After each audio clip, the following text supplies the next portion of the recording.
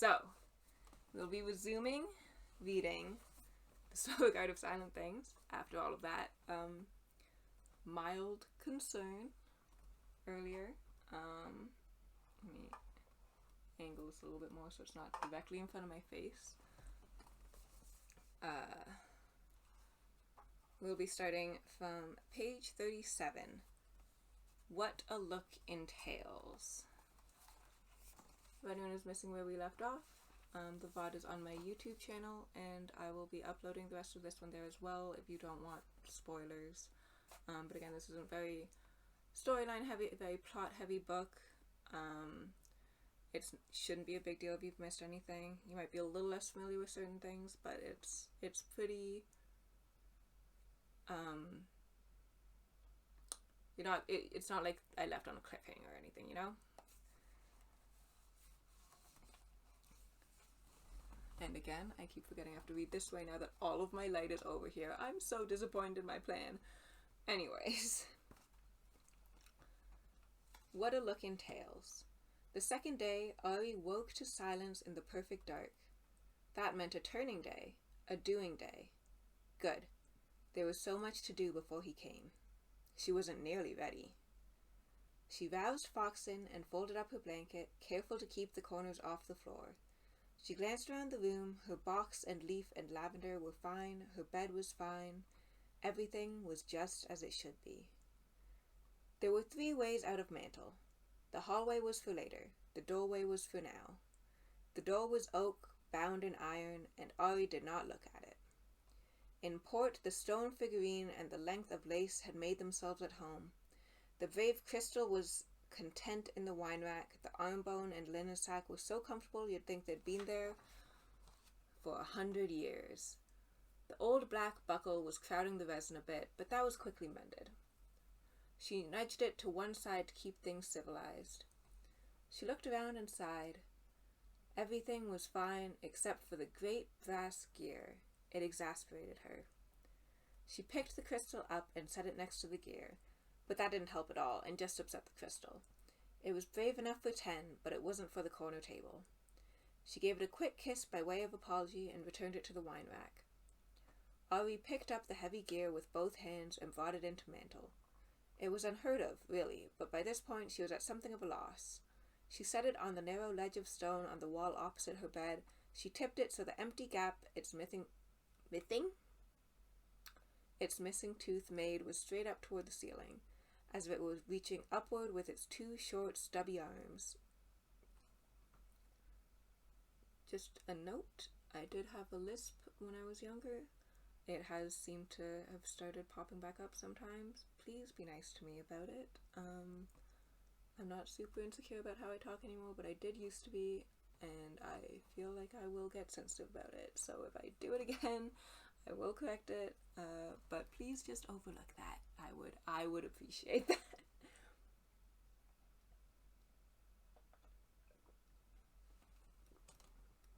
I have many speech impediments, and I'm still doing this because I think it's cute. Thank you, Sam. Stepping back, she looked at it and sighed. Better, but even so, it wasn't quite the proper place. Ari washed her face and hands and feet. Her thin sliver of soap smelled of sunlight, and that made her smile. Then she slipped into her second favorite dress, as it had better pockets. It was a turning day, after all. In port, she put her linen gather sack over one shoulder, tucking a few things inside. Then she packed her pockets full as full. Before she left, Ari glanced back into Mantle at the brazen gear. But no, if it had wanted to come, it should have been content to stay in port. Proud thing. In vain she was startled to find the mirror was unsettled, anxious even. Hardly an auspicious start to her day. Still, it was the sort of thing only a fool would willfully ignore, and Ari was no fool. Besides, the mirror had been around for quite a while, so she knew its little ways. It wanted moving, but it needed to be settled first. It needed to be comforted, coaxed. It needed covering. So despite the fact that she was yet unbrushed, Ari gathered up Foxen and took the long way down to Wayne's, walking slowly to her newly opened door as she eyed the frescoes overhead. She stopped briefly in the sitting room, looking around. The tiny wrongness was still there, like a hint of gristle in her teeth. It wouldn't bother her if everything else here wasn't almost circle perfect. But some things simply can't be rushed. Ari knew this for a fact. Besides, she needed the mirror set to rights before anything else. That meant covering. So she headed up the unnamed stair, her feet skipping back and forth to miss the unsafe stones. Then she headed through the broken wall and into Tumville. Once there, Ari gathered up the wardrobe's drawer. She did not touch the sheets. Once there, Ari opened up the wardrobe's drawer. She did not touch the sheets. Instead, her hands went to her pockets. She felt the smooth facets of the brave crystal. No. She touched the curved lines of the kind stone figurine. No. The flat black rock? No. Then her fingers touched the buckle and she smiled. She brought it out and set it gently in the drawer.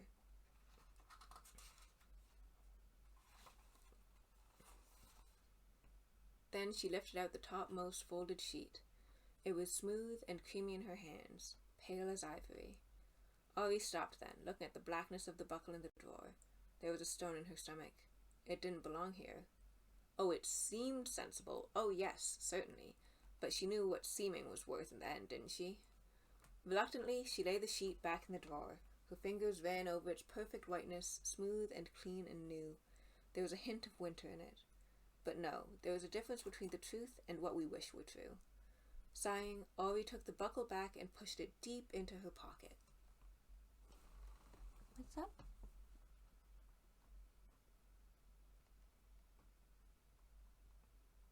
I have many favorite dresses.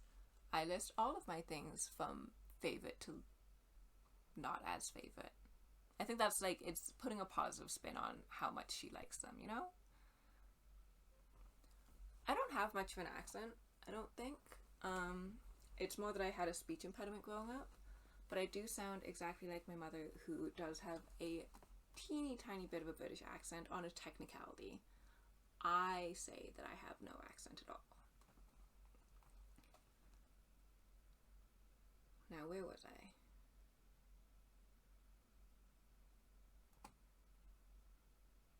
Sighing, Ari took the buckle back and pushed it deep into her pocket. Leaving the sheet where it was, Ari headed back to Mantle. She moved more slowly now, no skipping. The trip down the unnamed stair cheered her somewhat. Her path staggered drunkenly back and forth as she moved from one safe section to another. A stone turned underneath her feet, and Ari pinwheeled her arms to keep from slipping. She cocked her head to the side, standing balanced on one foot. Was this place tipple then? No, it was too sly for that. The mirror was still restless back in van, and with no better options, Ari was forced to fetch her blanket from her bed. Careful not to let it touch the ground, she draped it over the mirror before turning it to face the wall. Only then could it be moved across the room so that it stood before the bricked-over window where it so desperately wanted to be.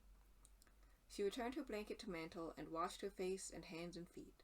Coming back to van, she saw her time had been well spent. She had never seen her mirror so content. Grinning at herself, she brushed the elf knots from her hair until it hung around her like a golden cloud.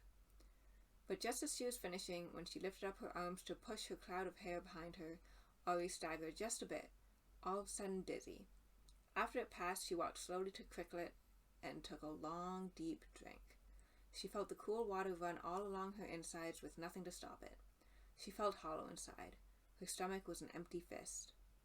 Her feet wanted to go to Apple Court, but she knew there were no apples left. He wouldn't be waiting there anyway, not until the 7th day. Which was good, really. She had nothing suitable to share. Not nothing halfway good enough to be a proper gift. So she went to Tree instead.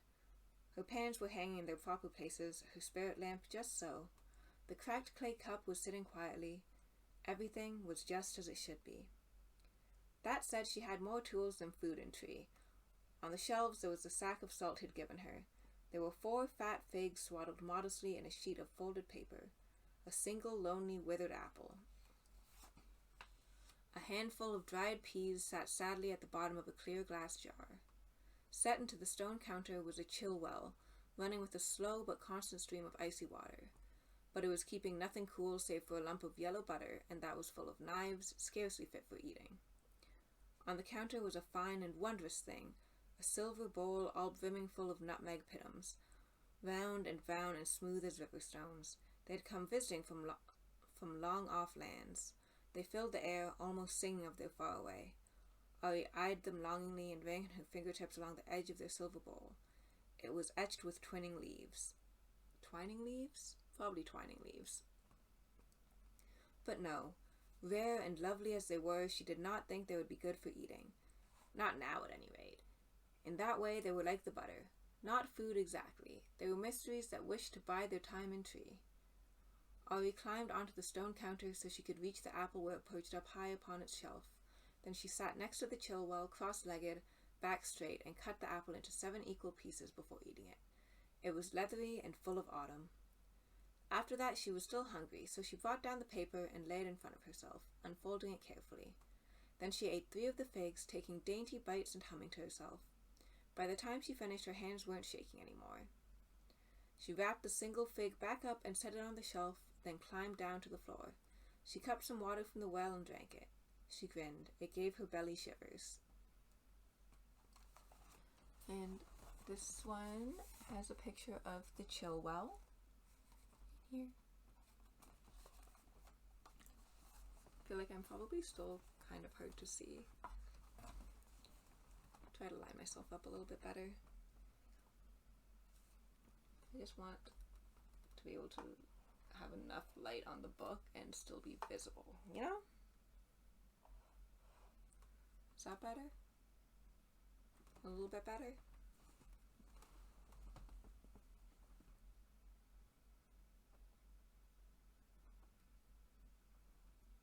My accent's not tiny? I don't know. I guess it depends where you're from. Most people don't pick up on anything. I think I sound like everyone else, but obviously it depends on the person. Everyone has an accent, technically, right? To someone.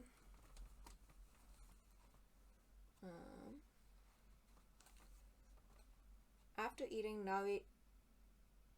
Oh, I forgot how to read for a second there. After eating, Ari knew it was past time she found the brazen gear its proper place. She tried to flatter it at first. Using both hands, she sat it carefully atop the mantelpiece beside her box of stone. It ignored the compliment and simply sat there, not one bit more forthcoming than it had been before. Sighing, Ari picked it up with both hands and carried it to Umville, but it wasn't happy in amongst the ancient barrels there. Neither did it want to rest in Cricklet, near the stream. She carried it through all of Darkhouse, setting it on every windowsill, but none of them suited it in the least. Arms growing sore from the weight of it, Ari tried to be irritated, but she couldn't stay angry. The gear was unlike anything she had ever seen before in all her years below. Just looking at it made her happy. And heavy as it was a joy to touch. It was a sweet thing, a silent bell that struck out love. All the while she carried it, it sang through her fingers of the secret answers that it held. No, she couldn't be angry. It was doing everything it could. It was her own fault for not knowing where it belonged. Answers were always important, but they were seldom easy. She would simply have to take her time and do things in the proper way. Just to be sure, Ari carried the gear back to where she'd found it. She would be sad to see it go, but sometimes there was nothing else to do. Some things simply were too true to stay. Some merely came to visit for a while. As Ari stepped inside the arching darkness of the Grey 12, Foxton's light stretched up toward the unseen ceiling. His calm green glow reached out between the pipes that tangled on the walls. This was a different place today. That was its nature. Even so, Ari knew that she was welcome here. Or if not welcome, at least indifferently ignored. Drink, drink water.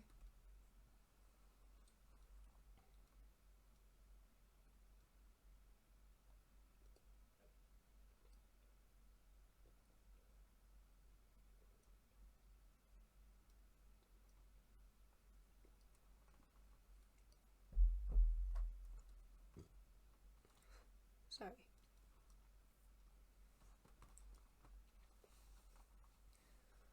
Ari made her way further into the room where the deep black water of the pool lay smooth as glass. Carefully, she set the bright gear upright on the stone edge of pool. The gap from its broken tooth faced upward at an angle. She took a step back and covered Foxton with one hand. With nothing but the dim gray light from the grate above, the gear was nowhere near as shimmering as it had been before. She eyed it closely for a breathless moment, head tilted to one side. Then she grinned. It didn't want to leave. That at least was clear. She picked it up and tried it on the narrow ledge above the pool beside her bottles, but it simply sat there, all aloof. Coruscant? Coruscant? That is not a word I've ever seen before. With answers, taunting her. Ori sat cross-legged on the floor and tried to think what other place might fit the brazen gear. Mandrill? Candlebear? She heard a hush of feather in the air. Wings beat hard, then stopped. Looking up, Ori saw the shape of a nightjar outlined against the dull grey circle of light entering the grate high above.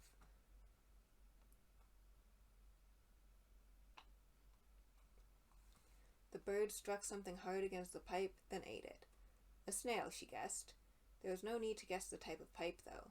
The ting of it let Ori know it was iron, black and twice the thicken of her thumb. The nightjar tapped the pipe again, then dipped down to the pool to drink. After it drank, the bird winged quickly back to its previous perch, back to the pipe, back to stand in the center of the dim grey light. It tapped a third and final time. Ori's gut went cold. She sat up straight and eyed the bird intently. It stared back at her for a long moment, then flew away, having done what it had come to do. She looked after it numbly, the chill in her gut making a slow knot. She couldn't ask for things to be more clear than that. Her pulse began to hammer in her then, her palms all sudden sweat. She took off running and was gone a dozen steps before she remembered herself and hurried back. Embarrassed at her rudeness, she gave the brazen gear a kiss so it would know she wasn't leaving it. She would be back. Then she turned and sprinted off. First to Mantle, where she washed her face and hands and feet. She took a handkerchief out of her cedar box and pelted down through Ruvik and Downings to Burrow.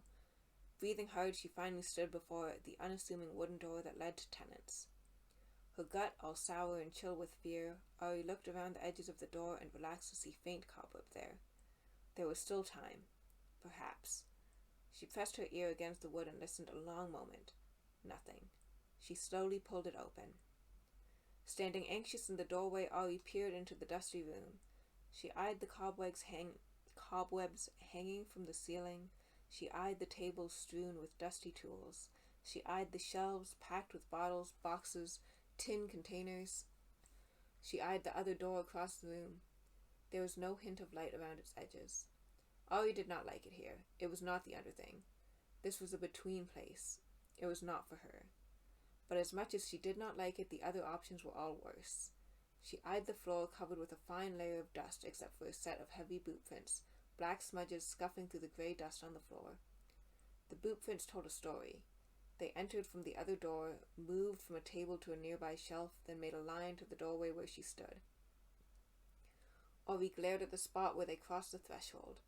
As they left the dusty floor of Tennant's, the boot prints became invisible. They were from long ago. But even now the sight made her heart thump. Her skin was all hot prickle, indignant at the thought of them. A second set of boot prints told the story in reverse. They returned to Tennant's from the underthing. They moved to tables, shelf, and out the other door. They made a circle of sorts. A circuit. They were not new boot prints. Still, they told a story Ori did not love. They told a story she did not want to see repeated. She drew a breath to calm herself. There was no time for this. They would be coming. All hard boots and arrogance, and not one bit of proper knowledge of this place. A cold sweat swept the fickle heat all off her skin. She drew another calming breath and focused. Her expression fierce, Ori took a deep breath and crossed the threshold into Tennant's. She placed her small white foot inside the black print of a boot. Her foot was small enough that this was no hard thing. Even so, she moved with slow deliberation. Her second step brought little more than her toes in contact with the floor. Her feet fit easily inside the boot prints, making no marks of their own. Thus she moved, one delicate step at a time. First to a shelf, she eyed containers before picking up a heavy bottle with a ground glass stopper. Next, she took a brush and felt the bristles with her finger. Then she made her way back to the door, her steps as slow and graceful as a fawn's. She closed the door behind her. Then, breathing out a sigh of deep relief, she ran herself to Ruvik. Even moving quickly, it took an hour to find the proper place. Ruvik's round brick tunnels ran the length and breadth of Underthing. miles and miles of passages, twisting up and down and doubling back, taking the pipes where they needed to go. Just as she was fearing she might never find it, just when she had begun to fear it might not be in Rubik's after all, Ori heard a sound like angry snakes and rain. If not for that, it might have taken her all day to track it down. She followed the noise until she could smell damp upon the air. Finally, turning a corner, she saw water bursting like a fountain from a cracked iron pipe. The spray had wet the bricks for 20 feet in each direction, and the other pipes were dripping with it too. The tiny vast pipes for pressed air didn't mind in the least, and the fat black piss pipe thought the whole thing rather funny. But the steam pipe was not best pleased. Its thick wrapping was soaked straight through, and it was grumbling and steaming, filling the tunnel with a musty hothouse damp. From where she stood, Ori eyed the dark line of the broken black iron pipe, carefully tracing it through the others.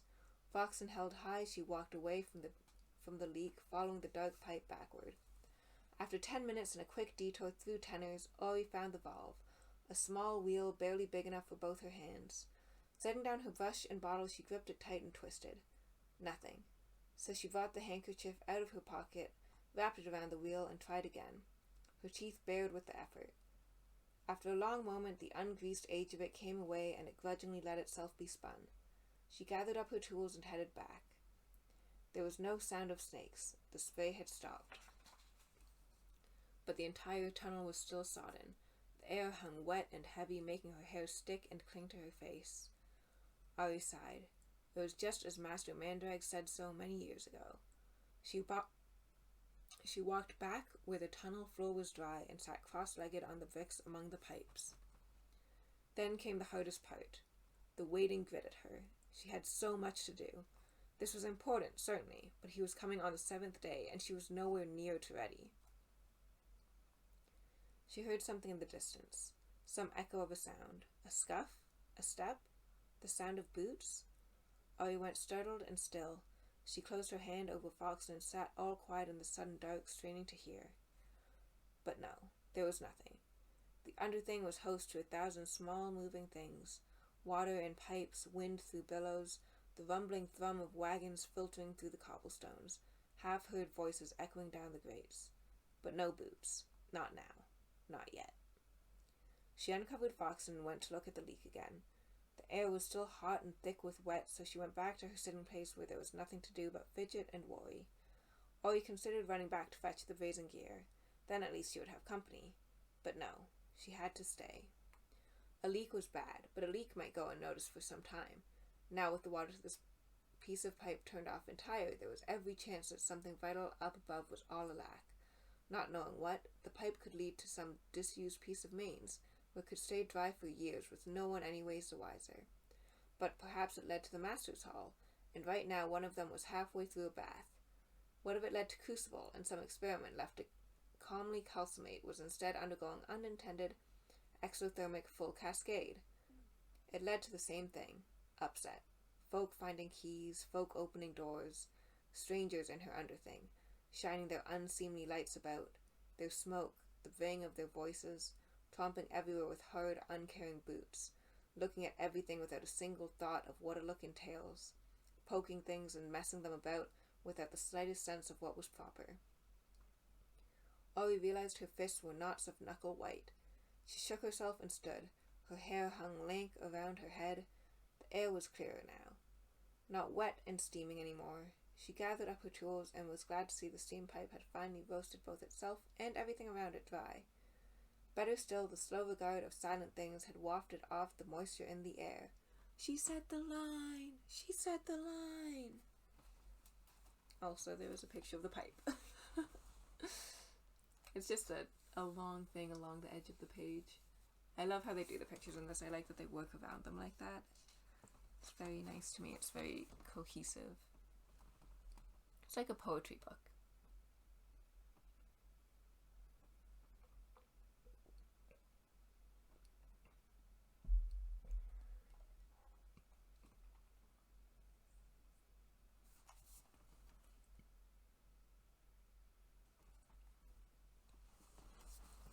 Curl up time. Extra cozy time.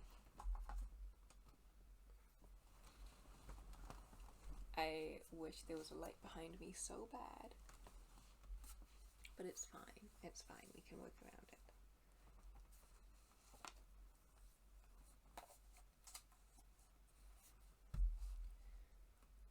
Ari brought Foxen close to the black iron pipe and was relieved to see the trouble was no greater than a hair-thin crack. Though the pipe looked dry, she wiped it with her handkerchief, wiped it again. Then she unstoppered the bottle, dipped her brush, and spread clear liquid all across the tiny break.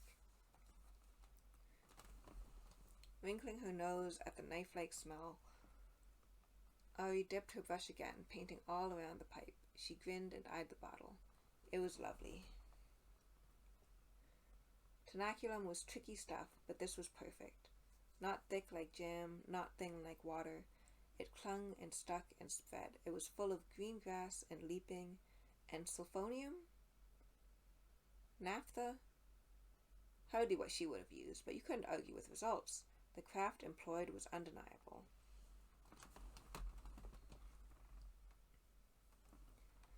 Soon she had coated the entire pipe around the crack in glistening liquid. She licked her lips, looked up, then worked her mouth and spat delicately onto the far edge of the wet. The surface of the tenaculum rippled and her grin grew wider. She reached out a finger and was pleased to find it hard and smooth as glass. Oh yes, whoever wrought and factored this was living proof that alchemy was art. It showed pure mastery of craft. Ari painted 2 more coats, laving all the way around the pipe and for a handspan off beside the hairline crack. Twice more she spat to set and glaze it. Then she stoppered up the bottle, kissed it, smiled, and sprinted back to turn the water on. Her duty done, Ari tended to the brush and headed back to Tennant's. She pressed her ear against the door, listened. She heard a faint, no, nothing. She held her breath and listened, nothing. Even so, she opened the door slowly. She looked inside to see there was no light around the other door. For a moment her heart stuttered as she thought she saw new blueprints on... But no, just shadows. Just her own breath-catching fear. Carefully she put the bottle back upon its shelf, setting it inside its own dark, dustless ring where she had found it. And then the brush. She stepped carefully inside the big, black, brutish treadings of the boots. She wasn't one for rucking things about. She stepped the way the water moves within a gentle wave. Never mind the motion. The water stays unchanged. That was the proper way of things. The picture of the boot prints. Sorry, my clothes feel all twisty. Yeah, I love doing reading streams. I do these once a month on the last Sunday of every month. We've got our little boot prints that Ari was walking through. Sorry, the big black boot prints that Ari was walking through.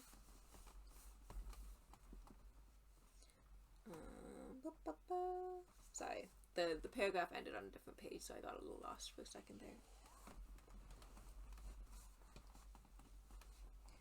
She slowly closed the heavy door behind her.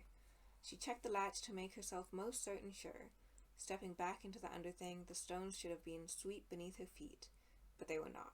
They were mere stones. The air seemed strange and strained. Something was wrong. She stopped and listened at the door again. She listened closer, then opened up the door crack to peer inside. Nothing.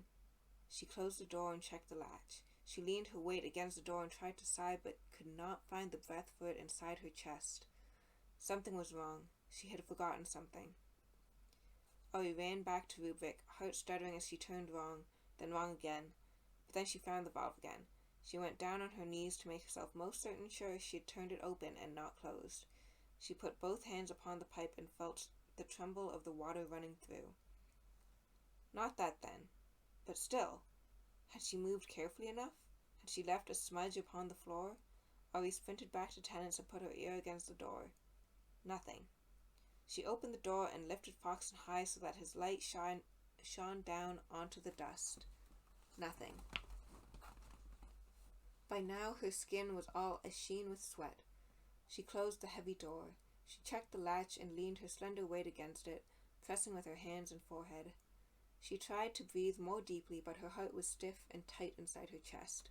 Am I slowly sliding off of the screen? I can slide back up. I'm an adult capable of sitting upright during bedtime stories. I can do this. I am capable.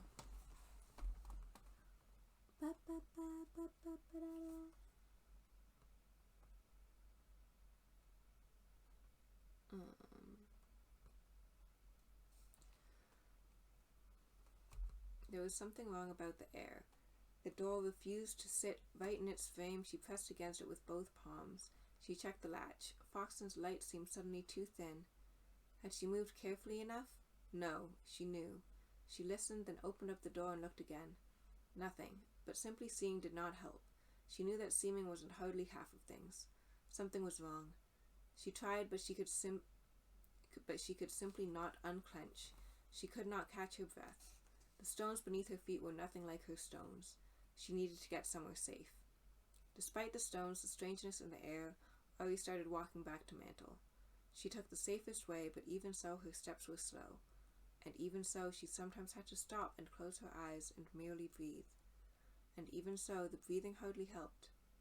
How could it when the air itself had gone untrue? The angles were all wrong in Pickering, but she didn't realize how lost she had become until she looked around and found herself in Scapeling. She did not know how she had come to be so out of place, but there was no denying where she was. The damp was all around.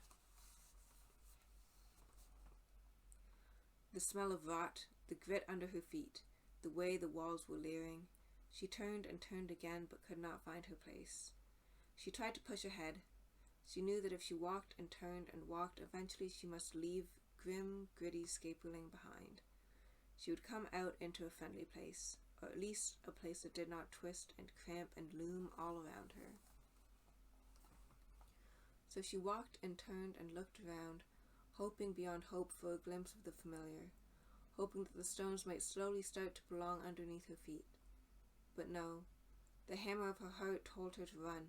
She needed her safe place. She needed to get back to Mantle. But where was the way of it?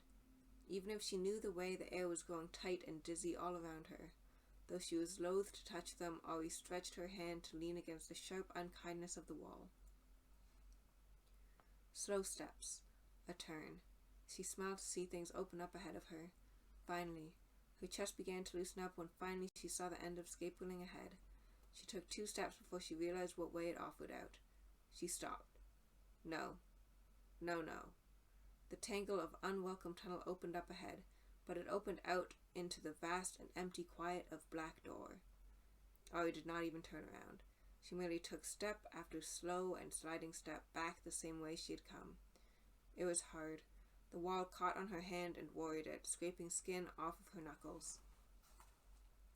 The damp, tight knot of Scapeling did not want her back inside, but Black Door did. The wide and welcome path to Black Door stretched before her like a dark, black, open mouth. A maw. A maul. Step after step she forced her way back into Scapeling. She did not dare to let the way to Black Door out of sight. She did not dare let it behind her, all unseen, unseemly, unseamed. Finally, she backed around a corner and sank trembling to the floor. She needed everything to not come all apart around her.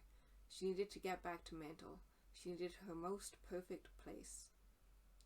There the stones were safe under her feet. There everything was sweet and proper true. She was dizzy and askant and slant. She shook and could not bring herself to stand, so she folded herself in and sat cross-legged upon the floor. She sat there for a long and silent while. She closed her eyes, she closed her mouth. She covered Foxton with her hand.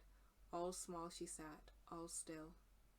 The grubby dank of Scapeling got in her hair, made it hang heavy. She let her tangleness fall all around her in a curtain, and made a tiny space inside. It was a small space just for her. Ori opened up her eyes and looked into this tiny private place. She saw brave Foxton bravely shining in the shelter of her hands. She uncovered him, and even though his light was thin and thready, the sight of him in this small space made Ori smile. She felt around inside herself for her true, perfect name, and though it took a long and lonesome moment, finally she felt it there. It was shivery and scant, scared, skint. but just around the edges it was still scintillant. I've seen that word before, but I don't know how to say it. It was still hers. It shone. Moving slowly, Ori stood and made her slow way out of Scapeling. The air was thick and shuddersome. The walls were full of spite. The stones begrudged her every step.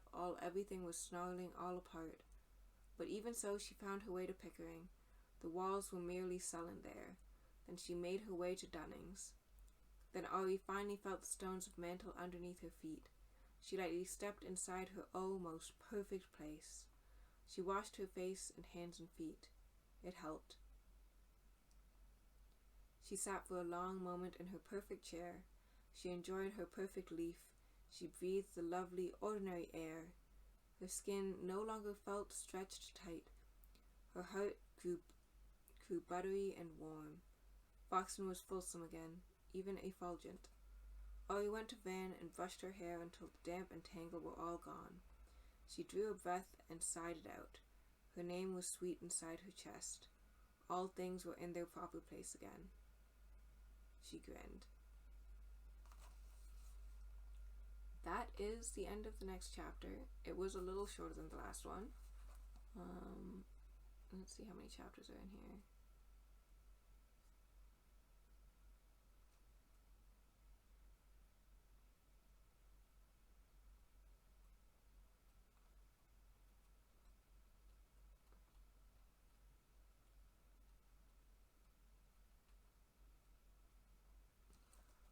I think we're going to stop here. I'm going to check how long we've been reading for.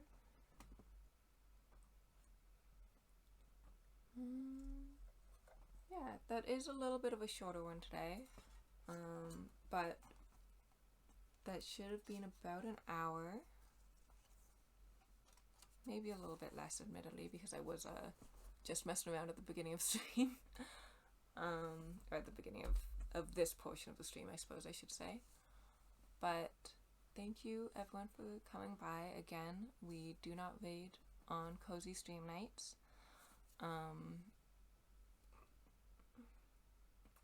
Sorry, burp.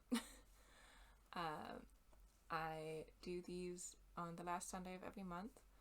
So the next one should be on beep beep beep